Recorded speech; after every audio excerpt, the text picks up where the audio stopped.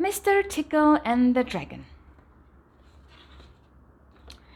Mr. Tickle was having a very good day. 21 people well and truly tickled. A very good day indeed. But when he arrived home, he could not believe his eyes. "I can't believe my eyes," he said to himself. "Somebody has burnt down my house."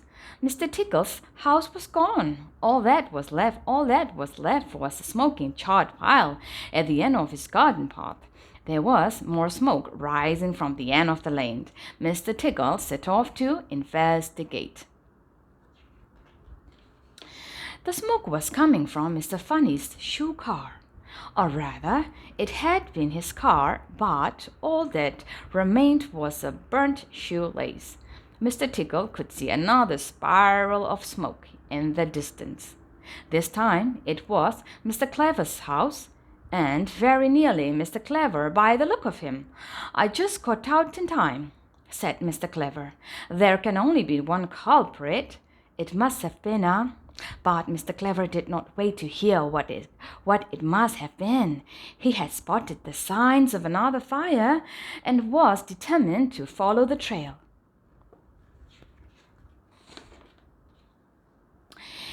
It was a long trail which led from Mr. Chatterbox's burned-out phone box to Farmer Field's burnt-down barn, and on through wilder, bleaker land up into the mountains.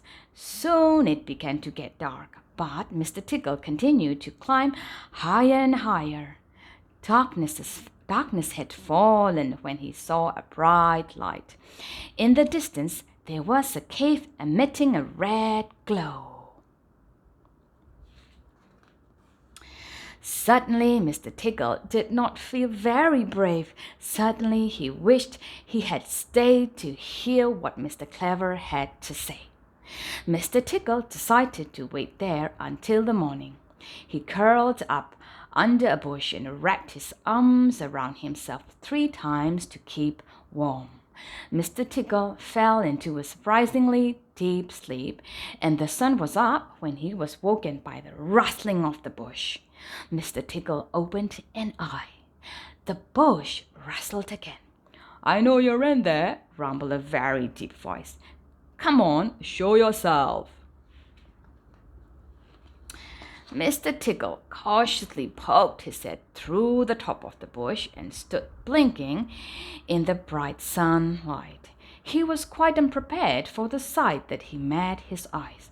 He was standing face to face with a dragon. A huge dragon at that. A huge dragon with smoke curling from his nostril. Mr. Tickle gulped.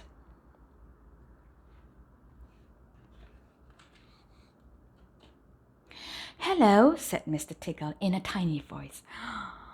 "I'm going to give you 30 seconds to give me a good reason why I shouldn't burn you to a crisp," bellowed the dragon. "And then I'm going to burn you to a crisp." Mr. Tickle gulped for a second time. Mr. Tickle needed to think fast.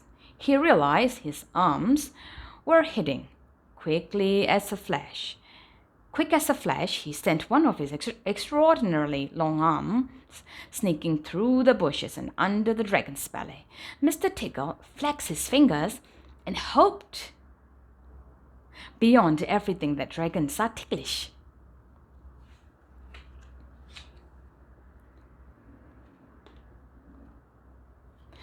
The dragon instantly crumbled into a giggling, laughing tangle on the ground. "Ha, ha, ha," roared the dragon. "He, he," wheezed the dragon. "Ho, ho, ho," boomed the dragon. Stop it," he cried. "I'll stop tickling if you promise to stop burning things," said Mr. Tickle. "Anything, I'll promise anything," pleaded the dragon. Mr. Tickle stopped tickling and looked the dragon squarely in the eye. "What you need to learn," said Mr. Tickle, "is to put your fire-breathing to good use. You should be using your extraordinary skills to make people happy. I'll show you." The dragon lay down on the ground, and Mr. Tickle hopped on his back. Then the dragon shook out his great wings and took off, circling high over the mountains and swooping down to the distant valleys. They flew lower and lower, passing over barns and cottages. "Look!" cried Mr. Tickle. "It's little Miss Splendid's house. I have an idea for your first good deed." Mr. Tickle and the dragon stood beside little Miss Splendid's swimming pool. "It's too cold today to swim in little Miss Splendid's pool," said Mr. Tickle. "Do you think you could do anything about that?" The dragon thought for a moment. Then he took a deep breath and breathed out through his nostril. Flames licked across the surface of the swimming pool. In no time at all, the pool was steaming.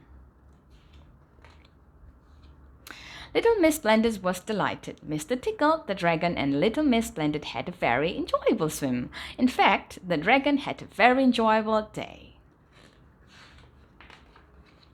He melted the ice on Mr. Bum's pot, and Mr. Bum couldn't have been happier, as most mornings he usually slipped up and bumped his head.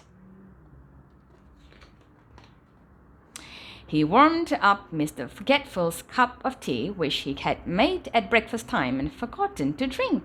Mr. Forgetful was delighted. He doesn't normally get to drink hot tea.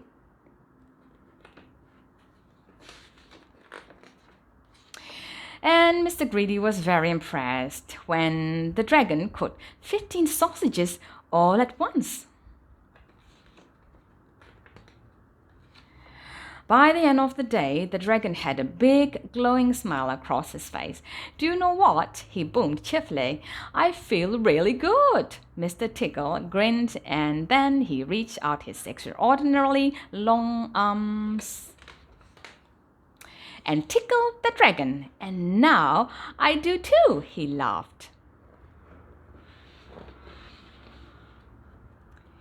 The end. Bye-bye. See you next time.